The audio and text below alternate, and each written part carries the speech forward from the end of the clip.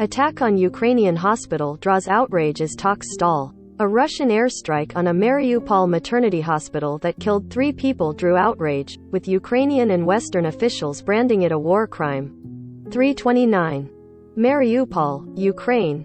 A Russian airstrike on a Mariupol maternity hospital that killed 3 people brought condemnation down on Moscow on Thursday, with Ukrainian and Western officials branding it a war crime, while the highest-level talks yet yielded no progress in stopping the fighting. Emergency workers renewed efforts to get food and medical supplies into besieged cities and get traumatized civilians out. Ukrainian authorities said a child was among the dead in Wednesday's airstrike in the vital southern port of Mariupol. In addition to the dead, 17 people were wounded, including women waiting to give birth, doctors, and children buried in the rubble. Images of pregnant women covered in dust and blood dominated news reports in many countries and brought a new wave of horror over the 2-week-old war sparked by Russia's invasion, which has killed thousands of soldiers and civilians, shaken the foundations of European security and driven more than 2 million people from Ukraine. Ukrainian President Volodymyr Zelensky told Russian leaders that the invasion will backfire on them as their economy is strangled. Western sanctions have already dealt a severe blow to the economy, causing the ruble to plunge, foreign businesses to flee and prices to rise sharply. "You will definitely be prosecuted for complicity in war crimes," he said in a video address. "And then, it will definitely happen, you will be hated by Russian citizens, everyone whom you have been deceiving constantly, daily, for many years in a row, when they feel the consequences of your lies in their wallets, in their shrinking possibilities, in the stolen future of Russian children. Millions more have been displaced inside the country." Kyiv Mayor Vitaly Klitschko said Thursday that about 2 million people, half the population of the capital's metropolitan area, have left the city, which has become virtually a fortress. "Every street, every house, is being fortified," he said. "Even people who in their lives never intended to change their clothes, now they are in uniform, with machine guns in their hands." Bombs fell on 2 hospitals in a city west of Kyiv on Wednesday, its mayor said. The World Health Organization said it has confirmed 18 attacks on medical facilities since the invasion began. Western officials said Russian forces have made little progress on the ground in recent days, but they have intensified the bombardment of Mariupol and other cities, trapping hundreds of thousands of people, with food and water running short. Temporary ceasefires to allow evacuations and humanitarian aid have repeatedly faltered, with Ukraine accusing Russia of continuing its bombardments.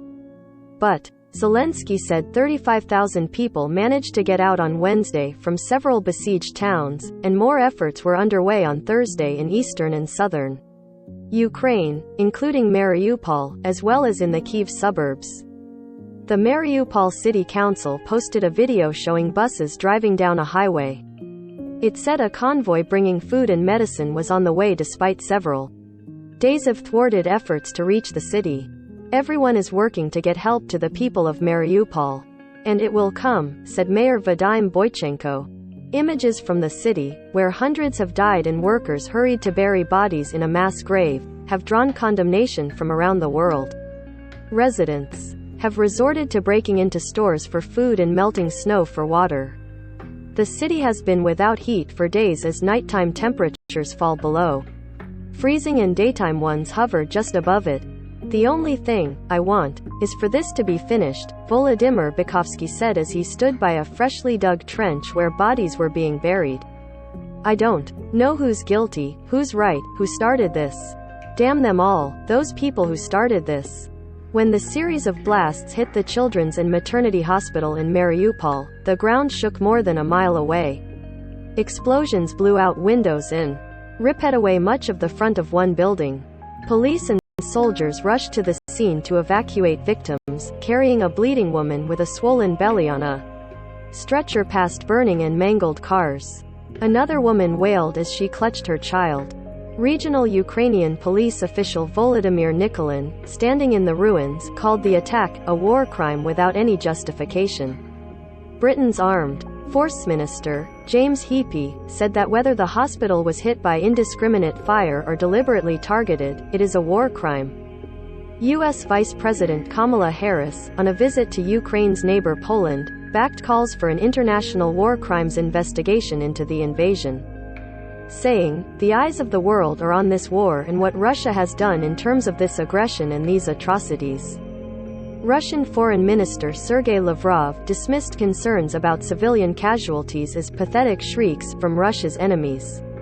He claimed without providing evidence that the Mariupol hospital had been seized by far-right radical fighters who were using it as a base, despite the fact that photographs from the aftermath showed pregnant women and children at the site. Several rounds of talks have not stopped the fighting, and a meeting in a Turkish Mediterranean resort between Lavrov and his Ukrainian counterpart, Dmytro Kuleba, failed to find much common ground. In their highest-level talks since the war began, the two sides discussed a 24-hour ceasefire but did not make progress, Kuleba said.